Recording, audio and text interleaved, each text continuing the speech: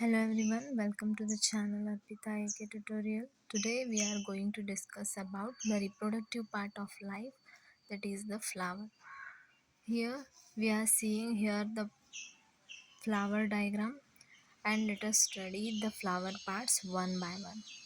Here this is the cup like structure, the stalk like structure that is called as the pedicel, and this the swollen part that above this stalk that is called as the thalamus, and it is also called as receptacle.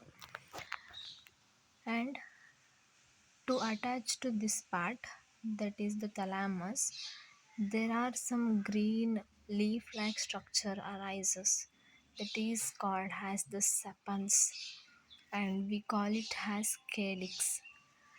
And from this part there is another part which is rice, which is attached to this thalamus, that is called the petals, we call it as the corolla.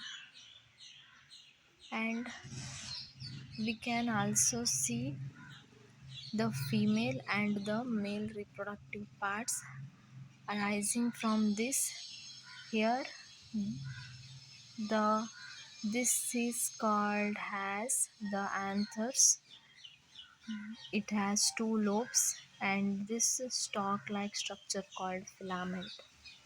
And this part here, this consists swollen part that is called ovary, and the middle part called style, and the upper part that is called stigma.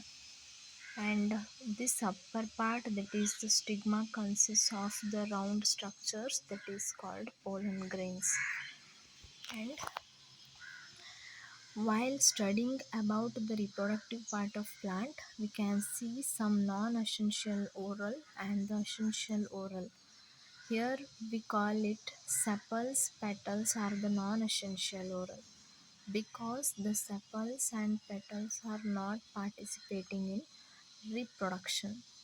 Similarly, essential oral, they are called it as androecium and the gynoecium. Here this is the male reproductive part that is called gynoecium, and this part consists of anthers and filaments, they are called male reproductive part, that is androecium.